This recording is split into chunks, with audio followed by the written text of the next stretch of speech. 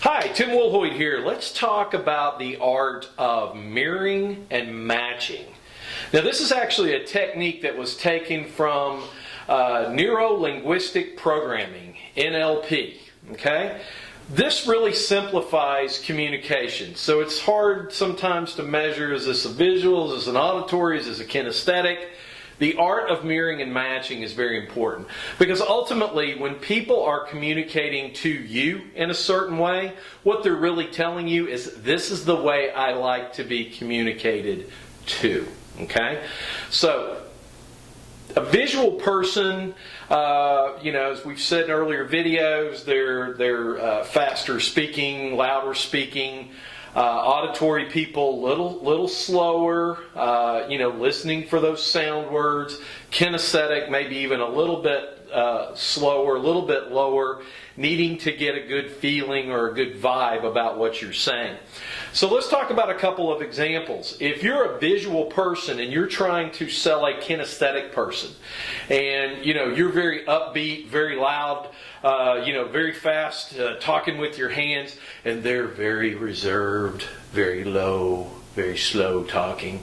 You might walk in to their place and they have little carousels around and candles, and the smell of incense hits you, and Yanni's on the stereo, and you walk in your normal style, and you sound like Billy Mays, and it slices and it dices, and what are they doing? They're hunting the remote, trying to change the channel, trying to turn you off.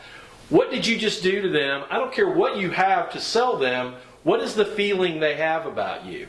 So you can't always be who you are, and I'm not talking about being fake or a chameleon, but you've got to take your cues from the way they communicate.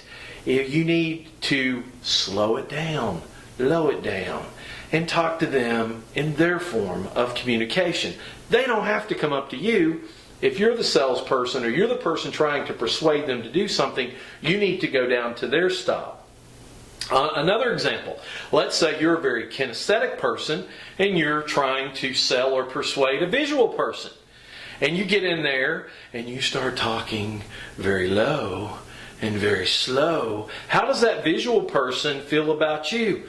When is this person going to get through with what they're saying? Come on, let's go. And all of a sudden you catch they start completing your sentences. They start completing your thoughts because they're way ahead of you. They're on page 5, you're still talking about page 2. So you need to speed it up a little bit.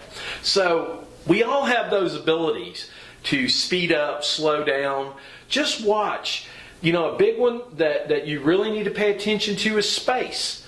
If somebody's like this close to your face, are you listening to anything that they're saying? You're like, whoa, what is wrong with this person? Why are they in my space? Well, if you're very kinesthetic and you require a lot of space, where a visual person may be leaning in, it may just blow them out of the water. So be very careful at watching. If they're kind of sitting back, you need to sit back. If they're talking a little lower, a little slower, you need to slow it down. If you're low and slow talking and they're very fast and they're leaning in, you've got to speed it up a little bit. You've got to lean in. You've got to have your visual aids out there. Just pay attention. That's where it's called mirroring and matching. Remember, ultimately, people that are communicating to you are telling you, this is the way I want to be communicated to. Tim Wilhoit, until next time.